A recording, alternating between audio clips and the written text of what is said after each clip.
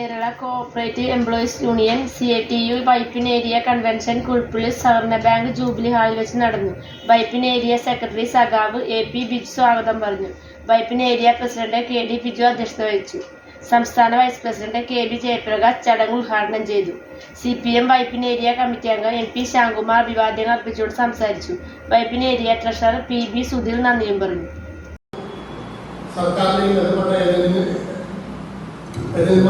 ശ്രദ്ധയിൽപ്പെടുത്തിയിട്ടുണ്ട്.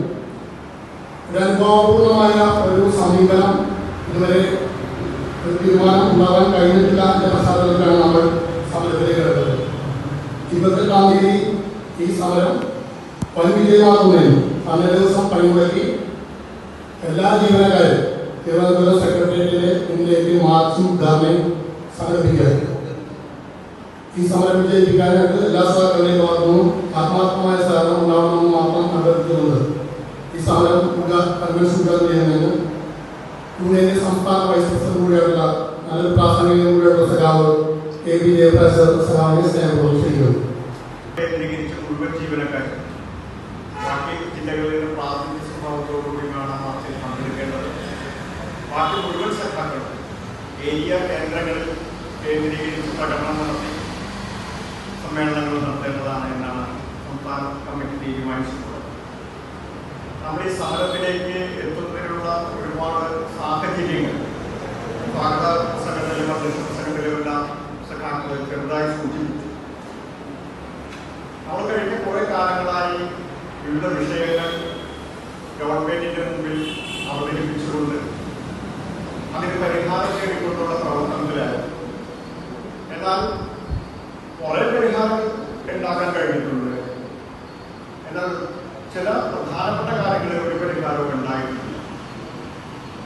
അത്തരത്തിൽ മുന്നോട്ട് പോകുമ്പോൾ ഈ മേഖലയിൽ പ്രവർത്തിക്കുന്ന സംഘടന എന്ന രീതിയിൽ നമുക്കത് കയ്യും കെട്ടി നോക്കി നിൽക്കാൻ കഴിയില്ല എന്നതിന്റെ അടിസ്ഥാനത്തിൽ തന്നെയാണ് കേരളത്തിലെ സഹകരണ ജീവനക്കാരുടെ ഏറ്റവും വലിയ സംഘടനയായ Kerala cooperative employees union CITU ഒരു പണിമുടക്കിലേക്ക് പോകാൻ തീരുമാനിച്ചിട്ടുള്ളത്. കണ്ടില്ലെങ്കിൽ അടുത്ത ഘട്ടത്തിൽ അനിശ്ചിതകാല പണിമുടക്കിലേക്കും നമുക്ക് പോകേണ്ടി വരും. കേരളം ഭരിക്കുന്നത് ആരാണ് എന്ന് നോക്കി സമരം ചെയ്തൊരു സംഘടനയല്ല നമ്മുടെ സംഘടന. അതുകൊണ്ട് സഹകരണ മേഖലയിലെ പ്രശ്നങ്ങൾ, ജീവനക്കാരുടെ പ്രശ്നങ്ങൾ ഉയർത്തിപ്പിടിക്കുമ്പോൾ, ന്യായമായ കാര്യങ്ങൾ ഉയർത്തിപ്പിടിച്ച് മുന്നോട്ട് പോകുമ്പോൾ അത് ഏത് ഗവൺമെന്റ് ആയാലും ആ ഗവൺമെന്റ് പ്രതിരോധം വീഴ്ത്താൻ അതിനപ്പുറത്തേക്ക് സമരമായി പോകുക എന്നാണ് നമ്മൾ പഠിപ്പിച്ചിട്ടുള്ളതും നമ്മൾ പ്രവർത്തിക്കുന്നതും അങ്ങനെയാണ്. ഇവിടെ പറഞ്ഞ ഏതാനും ചില മുദ്രാവാക്യങ്ങൾ എടുത്തു പറഞ്ഞു. ഞാനിപ്പോ വളരെ ചുരുക്കി 2 ഭാഗമായി ഈ കൺവെൻഷനിൽ ചില കാര്യങ്ങൾ പറയാം എന്നാണ് ഉദ്ദേശിച്ചിട്ടുള്ളത്. ഒന്ന് സമരവുമായി ബന്ധപ്പെട്ട കാര്യങ്ങൾ, 2 സംഘടനയുമായി ബന്ധപ്പെട്ട ചില കാര്യങ്ങൾ നമ്മൾ തീരുമാനിച്ചിട്ടുണ്ട്. അതുകൂടി പറഞ്ഞ് ഞാൻ അവസാനിപ്പിക്കാം. സമരവുമായി ബന്ധപ്പെട്ട് നമ്മൾ ഉയർത്തുന്ന പ്രധാനപ്പെട്ട മുദ്രാവാക്യം, ഏറ്റവും പ്രധാനപ്പെട്ട മുദ്രാവാക്യം സഹകരണ മേഖല സംരക്ഷിക്കുക എന്ന് തന്നെയാണ്. ഇന്നത്തെ സഹകരണ മേഖലയുടെ പ്രശ്നങ്ങളെ സംബന്ധിച്ച് നമ്മളെല്ലാവരും വളരെ ഭീതിയോടുകൂടിയാണ് കാണുന്നത്. കാലാകാലങ്ങളിലൊക്കെ തന്നെ സഹകരണ മേഖലയിൽ പ്രതിസന്ധി നമ്മൾ പറയാറുണ്ട്. പ്രതിസന്ധി ഉണ്ടതാണ്. പക്ഷെ അതിനെയെല്ലാം മുറിച്ചു കടക്കാൻ അതിവേഗം നമുക്ക് കഴിഞ്ഞിട്ടുമുണ്ട്. എന്നാൽ ഇപ്പോഴുള്ള ഒരു പ്രതിസന്ധി നമ്മളെ ആണെങ്കിൽ പിടിച്ചുലയ്ക്കുകയാണ്. ആ പ്രതിസന്ധിയിൽ മറികടക്കുന്നതിന് എന്തെല്ലാം ചെയ്യാമെന്നെല്ലാം നമ്മൾ ചെയ്യുന്നുണ്ട്. പക്ഷേ വളരെ സ്പീഡിൽ അതിനൊരു പരിഹാരം ഉണ്ടാകുന്നില്ല എന്നത് നമുക്കൊരു മനസ്സിനെല്ലാം വിഷമം ഉണ്ടാകുന്ന കാര്യമാണ്. എന്താണ് സഹകരണ മേഖലയിൽ ഇപ്പോഴത്തെ പ്രതിസന്ധിക്ക് കാരണം? അവ എല്ലാവരും പറയും കരുവന്നൂർ ബാങ്കിൽ ഉണ്ടായ വിഷയവും അതുകൊണ്ടാണ് ഉണ്ടായത് അല്ലേ? അതൊരു ചെറിയ വിഷയമാണ്. പക്ഷെ യഥാർത്ഥത്തിൽ സഹകരണ മേഖലയുടെ പ്രശ്നം എന്താണ്? കഴിഞ്ഞ കുറെ കാലങ്ങളായി സഹകരണ മേഖല എന്ന് പറയുന്ന കേരളത്തിൽ എടുത്തു പറയാൻ കഴിയുന്ന ഈ മേഖല, അത് ക്രെഡിറ്റ് മേഖല മാത്രമല്ലല്ലോ, എല്ലാ മേഖലയും ആ മേഖലയെ തകർക്കുന്നതിന് ബോധപൂർവമായ ശ്രമം കേന്ദ്ര ഭരണത്തിന്റെ ഭാഗത്തുനിന്നുണ്ടാവുകയാണ്. അതിപ്പോ കോൺഗ്രസ് ഭരിച്ചപ്പോഴായാലും ഇപ്പോൾ BJPയുടെ ഭരണത്തിലായാലും കോൺഗ്രസ് ഒരു പരിധിവരെ ചെയ്തു വിട്ടു. അത് ഭീകരമായി ഭരണം ഏറ്റെടുത്ത് സഹകരണ മേഖലയെ തകർക്കാൻ ശ്രമിക്കുക. അങ്ങനെ ഒരു സാഹചര്യത്തിലാണ് സഹകരണ മേഖലയിൽ അവിടെ ഇവിടെയൊക്കെ ചില പ്രശ്നങ്ങൾ ഉയർന്നു വരികയും അത് കേന്ദ്ര ഗവൺമെന്റ് അവരുടെ ഏജൻസികളും രാഷ്ട്രീയമായി ഉപയോഗിക്കുകയും ചെയ്ത സ്ഥിതിവിശേഷം ഉണ്ടാവുന്നു. അവസാനം ഹൈക്കോടതി അടക്കം സുപ്രീം കോടതി അടക്കം ഇഡിയോട് പറഞ്ഞത് അങ്ങനെയൊന്നും കയറി ചെയ്യാൻ നിങ്ങൾക്ക് അവകാശമില്ല എന്നുള്ളത്. കരിവന്നൂരടക്കം പിടിച്ചെടുത്ത ഡോക്യുമെന്റുകൾ തിരിച്ചു കൊടുക്കാൻ പറ്റും. അപ്പൊ താൽക്കാലികമായി കേരളത്തിലെ ജനങ്ങളെ ആശങ്കപ്പെടുത്തുന്ന തീരുമാനത്തിലേക്ക് പോയത് കൊണ്ടാണ് ഈ വളരെ പെട്ടെന്ന് നമുക്ക് ഈ മേഖലയിൽ വലിയ വിഷയങ്ങൾ ഉണ്ടായത്.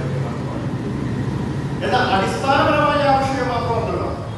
നമ്മൾ കരിവന്നൂർ 10 നിന്ന സമയത്ത് നമ്മുടെ മേഖലയിൽ ഉണ്ടായ പ്രശ്നങ്ങൾ നമ്മൾ കുറേശ്ശെ അതിജീവിച്ചു.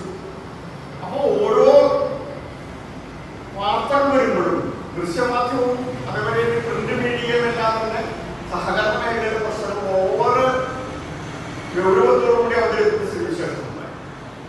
ചെറിയൊരു വിഷയം പോലും വലുതാക്കി അവതരിപ്പിക്കുക.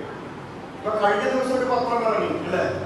പത്രങ്ങൾ തന്നെ ദേശാഭിമാനം ഒഴിച്ച് മാറ്റി മുഴുവൻ പത്രത്തിന്റെ 2 പേജിൽ വന്ന വാർത്ത നമ്മൾ വായിച്ച് ആകെ സ്തംഭിച്ചു പോയി. ഞാൻ രാവിലെ ഓഫീസിൽ പോകുമ്പോൾ അതിന്റെ ഇടയ്ക്ക് നിന്ന് കിടക്കുന്ന ആ ജംഗ്ഷനിൽ നിന്നിട്ട് എല്ലാവരും ആ കടക്കാരൊക്കെ എന്റെ ചുറ്റും പോകും. എല്ലാ ദിവസവും വേറെ പറയാൻ സംസാരിച്ചിട്ട് പോകും. അന്ന് പ്രത്യേകിച്ച് ആൾ കൂടുതലായിരുന്നു. എന്താണ് കാശിലേക്ക് ഞങ്ങൾ പോകുമോ? ഞാൻ പറഞ്ഞു പത്രം എടുക്കുന്നത് പരസ്യമാണ് കാണിച്ചു കൊടുക്കുമ്പോഴാണ് നോക്കിയത്. അത്തരത്തിലുള്ള വാർത്തകൾ നിരന്തരം വരികയാണ്. അത് സഹകരണ മേഖലയെ കുറിച്ച് വരുന്നു. അത് കഴിഞ്ഞ് അത് ശരിയല്ല എന്ന് പറയുമ്പോൾ വാർത്ത വന്നത് 8ാം പേജിൽ ഏറ്റവും അവസാനത്തെ ചെറിയ കോളത്തിലായിരിക്കും. ഈ കാര്യമായിട്ട് കാണില്ല. ഏറ്റവും പ്രധാന വാർത്തയിൽ ഒരു ദിവസം പത്രം നുണയാണെന്നുള്ള വാർത്ത വരുമ്പോൾ നുണയാണ് പത്രങ്ങൾ പറയും. പക്ഷെ പത്രങ്ങൾ പറയണ എവിടെയാണ്? ആരും കാണാത്ത പേജിന്റെ ഏറ്റവും അടിയിൽ അല്ലെ? അതിൽ വലിയ പരസ്യം, നിങ്ങൾക്ക് ഒരു ഷർട്ട് എടുത്ത ഒരു ഷർട്ട് ഫ്രീ, അതിന്റെ ഏറ്റവും അടിയിൽ ആരും കാണാനുള്ളത് കണ്ടീഷൻ സപ്ലൈ എന്ന് പറഞ്ഞിരിക്കുന്നത്. നമ്മൾ കാണില്ല. നമ്മൾ പോയിട്ട് ഷർട്ട് മേടിക്കുമ്പോഴാണ് അറിയാൻ പറ്റുന്നത്. അപ്പൊ ഇത്തരത്തിൽ വാർത്തകളെ ആകെ വളച്ചൊടിച്ചുകൊണ്ട് ഈ രാജ്യത്ത് വലതുപക്ഷവൽക്കരണത്തിന്റെ സ്പീഡ് കൂടിയതുകൊണ്ട് ആ തരത്തിൽ ഇതിന് ബദലായി നിൽക്കുന്ന പ്രസ്ഥാനങ്ങളെ തകർക്കുവാൻ സമീപനം ചെയ്യും. അതാണ് 22 കൊറോണ. അപ്പൊ ഈ 2016 മുതലുള്ള 23 വരെയുള്ള വായ്പകളാകെ കുടിശ്ശികയായി. ഇതാർക്കറിയാൻ പാടില്ല? ഇതാർക്കറിയാൻ? ഗവൺമെന്റിന് അറിയാൻ പാടില്ലേ? ഡിപ്പാർട്ട്മെന്റ് ഉദ്യോഗസ്ഥന്മാർക്ക് അറിയാൻ പാടില്ലേ? ജീവനക്കാരുടെ തലയിൽ കെട്ടിവെച്ച് രക്ഷപ്പെടാവുന്ന കാര്യമാണോ? അങ്ങനെ കേരളത്തിലടക്കം മുഴുവൻ സ്ഥാപനങ്ങളിൽ കുടിശ്ശിക വർദ്ധിച്ചു. അങ്ങനെ കുടിശ്ശിക വർദ്ധിച്ചപ്പോൾ അത് കിട്ടാക്കലമാണ് എന്ന് പറഞ്ഞുകൊണ്ട് അത് മുഴുവനായി റിസർവ് വയ്ക്കുന്ന സ്ഥിതിയിലേക്ക് വന്നു. അത് മാത്രമാണ്, ഒരു പാവപ്പെട്ടവൻ ഒരു MDS ചിട്ടി നടത്തി കുടിശ്ശിക വന്നു. ആ കുടിശ്ശിക കാലാവധി കഴിഞ്ഞ ചിട്ടിയുടെ മാത്രമല്ല, ഇപ്പൊ കുടിശ്ശിക റിസർവ് വയ്ക്കണമെന്നാണ് പറയുന്നത്. അപ്പൊ ഞാൻ തമാശക്ക് ഒരു ഓഡിറ്റർമാരുടെ യോഗത്തിൽ എന്തായിരുന്നു ഞാൻ പറഞ്ഞൊരു കാര്യം, നിങ്ങൾ വരവ് റിസർവ് വയ്ക്കും. എല്ലാവരും സംഭവിച്ചോന്നേ വന്നത് പോലെ സംഭവിക്കും. അങ്ങനെ സംഭവിച്ചിട്ടുണ്ടെങ്കിൽ നഷ്ടത്തിലാക്കി. അങ്ങനെ വരുമ്പോൾ സംഭവിക്കുന്നത് എന്താ? കേരളത്തിലെ സഹകരണ പ്രസ്ഥാനം വലിയ ദുരന്തത്തിലൂടെ കടന്നുപോകും. 1600 പ്രൈമറി ക്രെഡിറ്റ് സൊസൈറ്റികൾ, ഏതാണ്ട് 25,000-ഓളം വരുന്ന സഹകരണ സ്ഥാപനങ്ങൾ. ആ സ്ഥാപനങ്ങളാകെ കടക്കെടിയിലാണെന്നും നഷ്ടത്തിലാണെന്നും ഈ പൊതുസമൂഹത്തോട് പറയുകയായി ഓഡിറ്റർമാരെ അല്ലെങ്കിൽ ഡിപ്പാർട്ട്മെന്റ് ചെയ്തുകൊണ്ടിരിക്കുകയാണ്. ആ സമരത്തിന്റെ ഊർജവും ആവേശവും നിങ്ങളാണ്. അതുകൊണ്ട് അതിൽ പങ്കെടുത്തുകൊണ്ട് പുതിയൊരു സമരരൂപത്തിലേക്ക് തന്നെ നമുക്ക് മുഴുവൻ ജീവനക്കാരെയും പങ്കെടുപ്പിച്ചുകൊണ്ട് പോകാൻ കഴിയുന്ന സ്ഥിതി ഉണ്ടാകണം. നമ്മൾ സംഘടന 1970 രൂപീകരിക്കുമ്പോൾ ഏതാണ്ട് 2000 മെമ്പർഷിപ്പ്. അന്നൊക്കെ ഒരു സഹകരണ മേഖല സ്ഥിതി എന്ന് പറഞ്ഞാൽ ഈ മേഖലയിൽ പണി കൊടുക്കാൻ പറ്റില്ല, സമരം ചെയ്യാൻ പറ്റില്ല, ധർണ നടത്താൻ പറ്റില്ല, മുദ്രാവാക്യം വിളിക്കാൻ പറ്റില്ല. സിൽബന്ധികളായിരുന്നു. അറിയാലോ, സിൽബന്ധികളായിരുന്നു. അന്നത്തെ ഭരണസമിതിയൊക്കെ പറഞ്ഞു കേട്ടിങ്ങനെ അവിടെ നിന്ന് അതിനെ ചെറുത്തു തോൽപ്പിച്ചുകൊണ്ടാണ് കേരള കോപ്പറേറ്റീവ് കോഴ്സുകൾ 1970 രൂപീകരിക്കപ്പെടുന്ന കാലഘട്ടത്തിനൊരു പ്രത്യേകതയുണ്ട് അല്ലെ? നമ്മൾ പറഞ്ഞാലും ചരിത്രം നമ്മുടെ വീട്ടിൽ വീട്ടിൽ ഓർമ്മിപ്പിക്കും. എന്തായിരുന്നു 75-ലെ കാലഘട്ടം? എന്തായിരുന്നു ആത്മഹത്യ? 75-ൽ എന്തായിരുന്നു? അടിയന്തരാവസ്ഥയാണ്. എന്തായിരുന്നു അടിയന്തരാവസ്ഥ? ഞാൻ പറയാണെങ്കിൽ നിങ്ങൾക്കറിയാം. ഇന്നിപ്പോ അന്ന് പ്രഖ്യാപിച്ചുകൊണ്ടുള്ള അടിയന്തരാവസ്ഥയാണെങ്കിൽ ഇന്ന് എല്ലാ ദിവസവും പ്രഖ്യാപിക്കാത്ത അടിയന്തരാവസ്ഥ വന്നുകൊണ്ടിരിക്കും ഓരോ മേഖലയും. അപ്പൊ ആ അടിയന്തരാവസ്ഥക്കാർ രൂപീകരിക്കപ്പെട്ട സംഘടന 50 വർഷത്തെ പ്രവർത്തനം പൂർത്തിയാക്കുകയാണ്. ഈ 50 വർഷത്തെ പ്രവർത്തനം പൂർത്തിയാക്കുന്നു. ഇപ്പോൾ നമ്മൾ നടത്തുന്ന പണിമുടക്കിൽ ഏതെങ്കിലും ഒരു പുതിയ അവകാശത്തിന് വേണ്ടിയുള്ള മുദ്രാവാക്യം ഉയർത്തിയിട്ടുണ്ടോ? അത് നിങ്ങളാരും ശ്രദ്ധിച്ചില്ല. ഏതെങ്കിലും ഒരു പുതിയ അവകാശത്തിന് വേണ്ടിയുള്ള മുദ്രാവാക്യം വെച്ചിട്ടുണ്ടോ? ഇല്ല. പകരം എന്താണ്? നിലവിലുള്ള അവകാശം നഷ്ടപ്പെടാതിരിക്കാനുള്ള മുദ്രാവാക്യം വെച്ചിട്ടുള്ളത്. അപ്പൊ തൊഴിലാളികളുടെ സാഹചര്യം എവിടെ പോയി? ഇന്നിപ്പോ ലോകം ചർച്ച ചെയ്തുകൊണ്ടിരിക്കുകയാണ്. ആഴ്ചയിലെ തൊഴിൽ മണിക്കൂറുകളുടെ എണ്ണം അല്ലെ 60 മണിക്കൂറാക്കണം, 90 മണിക്കൂറാക്കണം. കോർപ്പറേറ്റുകൾ ഇങ്ങനെ പറഞ്ഞുകൊണ്ടിരിക്കുക. CPIന്റെ PD കൂടി, CITവിന്റെ കേന്ദ്ര കമ്മിറ്റി കൂടി അതിശക്തമായ ഭാഷയിൽ അവതരിപ്പിച്ചത്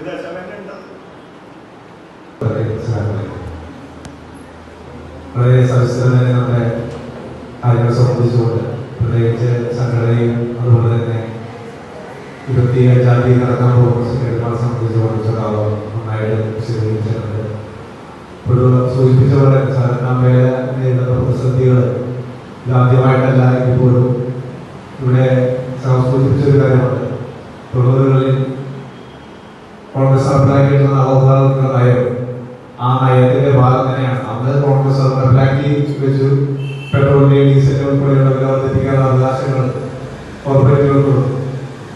അത് പൂർണ്ണമായും സ്വകാര്യമായി ആക്കി തീർക്കുക എന്ന ആ നയത്തിന്റെ ഭാഗം തന്നെയാണ് ഇപ്പോൾ രാജ്യം ഭരിച്ചുകൊണ്ടിരിക്കുന്ന BJP ഗവൺമെന്റ് മുന്നോട്ട് പോകുന്നത്.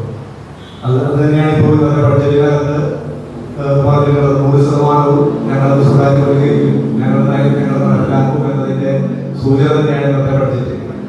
അപ്പോൾ തീർച്ചയായിട്ടും അത്തരത്തിലേക്ക് പോകുമ്പോൾ പൊതുമേഖലാ സ്ഥാപനങ്ങൾ ഉൾപ്പെടെയുള്ള കാര്യങ്ങളെല്ലാം സ്വകാര്യമായി പോകുമ്പോൾ സഹകരണ പ്രസ്ഥാനത്തിൽ തകർക്കുമെന്ന കാര്യത്തിൽ സംശയം വേണ്ട.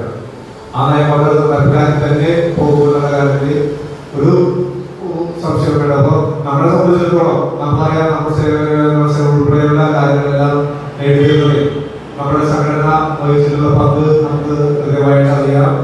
അതുകൊണ്ട് തന്നെ നമുക്ക് സംഘടനയെ മാർച്ച് വിജയിപ്പിക്കുന്നതിന് ആവശ്യമായ നടപടികൾ ഇപ്പോൾ തുടർന്ന് ഈ കടന്നതിന് ശേഷം നമുക്ക് നമ്മുടെ യൂണിറ്റുകളെല്ലാം ചേരേണ്ടതുണ്ട്. അതുപോലെ തന്നെ മാർച്ചിന് പോകുന്ന സർക്കാരുടെ ലിസ്റ്റ് ഉൾപ്പെടെ തയ്യാറാക്കേണ്ടതുണ്ട്. ഇപ്പോൾ സെക്രട്ടറി ചിലപ്പോൾ സൂചിപ്പിക്കും നമ്മുടെ ഏരിയയിൽ എത്ര പേരാണ് പോകേണ്ടത്. ആ ദിവസം തന്നെ നമുക്ക് ഇവിടെ പ്രകടനവും ഒരു യോഗവും ചേരേണ്ടതുണ്ട്. അപ്പൊ അത്തരം കാര്യങ്ങളിൽ തന്നെ പ്രത്യേകിച്ച് ഇപ്പോൾ നമുക്കറിയാം ഏതെങ്കിലും പരിപാടി പറയുമ്പോൾ തന്നെ പ്രസ്ഥാനങ്ങളും പല കാര്യങ്ങളുണ്ടാവും. അല്ലെങ്കിൽ കല്യാണം, അല്ലെങ്കിൽ പാർപ്പ്, അല്ലെങ്കിൽ വിശേഷ കാര്യങ്ങൾ, അതൊക്കെ പറഞ്ഞ് പല കാര്യങ്ങളും പലപ്പോഴും ഒരു മടിപിടിക്കുന്ന സാഹചര്യങ്ങളുണ്ട് ചിലപ്പോൾ. പക്ഷെ അങ്ങനെ പോയാൽ നമുക്കറിയാം, ഇപ്പോൾ സൂചിപ്പിച്ച പ്രശ്നങ്ങളെല്ലാം തന്നെ നമ്മളധികം നമ്മുടെ തുടർന്നുള്ള സഹകരണ പ്രസ്ഥാനത്തിന് തന്നെ ഏറ്റവും ദോഷകരമായി ബാധിക്കുന്ന അവസ്ഥയിൽ പോകുന്ന ഒരു സാഹചര്യമാണ് ഇതിലുള്ളത്. അപ്പൊ അതെല്ലാം തിരിച്ചറിഞ്ഞുകൊണ്ട് നമ്മുടെ പ്രശ്നങ്ങൾ നമ്മൾ സമരം ചെയ്യാതെ നമുക്ക് ഒരു ഘട്ടത്തിൽ മുന്നോട്ട് പോകാൻ കഴിയില്ല. നമുക്കറിയാം, നമ്മൾ ഇന്ന് നിൽക്കുന്ന സാഹചര്യത്തിലേക്ക് എത്തിയിട്ടുള്ളത് നിരവധിയാകുന്ന സമര പോരാട്ടങ്ങളുടെ ചരിത്രം നമുക്ക് മുന്നിലുണ്ട് എന്നുള്ള കാര്യം നമുക്കറിയാം. അപ്പൊ അതുകൊണ്ട് തന്നെ നല്ല ഉചിതമായ സമരങ്ങൾക്ക് സാക്ഷ്യം വഹിക്കും. ഇതൊരു സൂചനാ സമരം ആണ്. ഇതിനുശേഷമുള്ള വലിയ രീതിയിലുള്ള സമരങ്ങളും പരിപാടികളും ആലോചിക്കുന്നുണ്ട്. ഒപ്പം തന്നെ ഇപ്പോൾ സൂചിപ്പിച്ചു വളർന്ന സംഘടനയുടെ 50 വർഷം പിന്നിടുകയാണ്. അതിന്റെ പരിപാടികൾ, സംഘടനയുടെ സമ്മേളനങ്ങൾ ഉൾപ്പെടെയുള്ള കാര്യങ്ങൾ വരുന്നുണ്ട്. അപ്പൊ അതെല്ലാം നമുക്ക് നന്നായിട്ട് വിജയിപ്പിക്കേണ്ട സെമിനാർ ഉൾപ്പെടെ 50 സെമിനാർ ഉൾപ്പെടെ വരുന്നുണ്ട്. അപ്പൊ അതെല്ലാം വിജയിപ്പിക്കേണ്ടത് നമ്മുടെ ഓരോരുത്തരുടെ ഉത്തരവാദിത്തമാണ്. അത് ഏറ്റെടുത്തുകൊണ്ട് നന്നായിട്ട് പ്രവർത്തിക്കാനുള്ള രീതിയിൽ നമ്മുടെ സംഘടനയെ സജ്ജമാക്കണം മാത്രം സൂചിപ്പിച്ചുകൊണ്ട് ഈ വരുന്ന സെക്രട്ടറി മാർച്ച് മുന്നോടിയാക്കണം ഈ കൺവെൻഷൻ ചേർന്നിട്ടുള്ളത്. അപ്പൊ അത് വിജയിപ്പിക്കാൻ ആവശ്യമായ എല്ലാ സഹകരണങ്ങളെല്ലാവരുടെയും മാത്രം സൂചിപ്പിച്ചുകൊണ്ട് നിർത്തുന്നു. പങ്കെടുത്ത എല്ലാവർക്കും അഭിവാദ്യം. 50 പേരാണ് വൈപ്പിനേരിയിൽ നമുക്ക് പങ്കെടുക്കേണ്ടത്. അത് ഒരു യൂണിറ്റ് അടിസ്ഥാനത്തിൽ എണ്ണം നിശ്ചയിച്ചിട്ടുണ്ട്. അത് ഞാൻ താഴെ പറയാം. യൂണിറ്റ് 22 പേര്, ഉൾപ്പുള്ളി യൂണിറ്റ് 8 പേര്, നായന്മരം യൂണിറ്റ് 5 പേര്, ഞാറക്കൽ യൂണിറ്റ് 7 പേര്, ഓച്ചന്തുരത്ത് 10. എന്നിങ്ങനെയാണ് നമ്മൾ സഭാക്കൾ തിരുവനന്തപുരത്ത് പങ്കെടുക്കേണ്ടത്. നമുക്കായി 122 മെമ്പർഷിപ്പാണ് ഉള്ളത്. ആ മെമ്പർഷിപ്പിൽ 50 പേരെ നമ്മൾ പങ്കെടുക്കുന്നത്. ബാക്കിയുള്ള സഭാക്കൾ നമ്മൾ ദേവസ്വം പ്രകടനം നടത്തേണ്ടതുണ്ട്. അത് രാവിലെ 10 കരുത്തിൽ നിന്ന് ആരംഭിച്ച് ദേവസ്വം അവസാനിക്കുന്ന രീതിയിലാണ് നമ്മൾ പ്രകടനം അറേഞ്ച് ചെയ്യുന്നത്. എന്നൊരു കാര്യം കൂടി സൂചിപ്പിക്കാനുള്ളത്, നമുക്ക് തിരുവനന്തപുരത്ത് നോക്കിയ സാമ്പത്തികമായിട്ട് കുറച്ച് ചെലവുകളുണ്ട്. കാരണം കഴിഞ്ഞ ശമ്പളപരിഷ്കരണമായിട്ട് ബന്ധപ്പെട്ട് നമ്മൾ ഫണ്ട് പിരിവ് നടത്തേണ്ട ഏരിയ കമ്മിറ്റി ഇവിടങ്ങളിൽ നിന്നും ഫണ്ട് പിരിവ് നടത്തിയിട്ടില്ല. അപ്പോൾ ഇപ്പോൾ തിരുവനന്തപുരത്ത് പോകുന്നതിന് നമ്മളുള്ള വണ്ടി, ഭക്ഷണം, അങ്ങനെ അതുപോലെ നമുക്ക് ഈ മാസം 8-9 ജില്ലാ പഠന ക്യാമ്പുണ്ട്. അതിന് സാമ്പത്തികമായ ചെലവുകളുണ്ട്. അപ്പോൾ ഏരിയ കമ്മിറ്റി തീരുമാനിച്ചിരിക്കുന്നത് ക്രെഡിറ്റ് മേഖലയിലുള്ള സഹാക്കൾ 500 രൂപയും നോൺ ക്രെഡിറ്റ് മേഖല കളക്ഷൻ ഉൾപ്പെടെയുള്ളത് 250 രൂപയും ആണ് നൽകേണ്ടത്. അത് കഴിയുന്നതും ഫെബ്രുവരി 10 മുമ്പായിട്ട് അതായത് യൂണിറ്റ് സെക്രട്ടറിമാരെ ഏൽപ്പിക്കേണ്ടതാണ്. നാം ഇന്ന് ഈ കൺവെൻഷനിൽ കൂടിയിരിക്കുന്നത് നമുക്കെല്ലാവർക്കും അറിയാം. നമ്മുടെ ജീവിതകാല പ്രശ്നം നമ്മുടെ സഹകരണ മേഖലയെ സംരക്ഷിക്കുക, അതോടൊപ്പം നമ്മുടെ ജീവനക്കാരുടെ ആരോഗ്യങ്ങൾ എല്ലാം സംരക്ഷിക്കുന്നതിന് വേണ്ടിയുള്ള ഒരു പോരാട്ടത്തിലേക്കാണ് നാം കടന്നുകൊണ്ടിരിക്കുന്നത്. ഞാൻ ഈ കൺവെൻഷനിൽ അതുപോലെ തന്നെ വരുന്ന പരിപാടിയെ കുറിച്ചെല്ലാം തന്നെ നമ്മുടെ നേതൃശേഖരണ പരിപാടി ഒന്നും പരാമർശിക്കുന്നില്ല. ഞാൻ കടകളിലേക്കാണ്. ഈ യോഗത്തിൻ്റെ അധ്യക്ഷൻ സഖാവ് കേൾവിയുടെ ആദ്യമായി ഹൃദയത്തിൻ്റെ ഭാഷയിൽ നന്ദി പ്രകാശിപ്പിച്ചുകൊള്ളു. അതുപോലെ തന്നെ ഈ പരിപാടി ഉദ്ഘാടനം ചെയ്ത നമ്മുടെ യൂണിയന്റെ സംസ്ഥാന വൈസ് പ്രസിഡന്റ് സഖാവ് KV ജയപ്രകാശാരന് ഹൃദയത്തിൻ്റെ ഭാഷയിൽ നന്ദി പ്രകാശിപ്പിച്ചുള്ളൂ. അതുപോലെ നമ്മുടെ ഏരിയ സെക്രട്ടറി സഖാവ് KP ബിജു, അതുപോലെ നമ്മുടെ ഏരിയ കമ്മിറ്റി അംഗം MP ശ്യാംകുമാർ, എല്ലാവർക്കും അതുപോലെ ഈ പരിപാടി പങ്കെടുപ്പിച്ച എല്ലാ സഹകരണ ജീവനക്കാരും ഒറ്റവാക്കി രേഖപ്പെടുത്തിക്കൊണ്ട്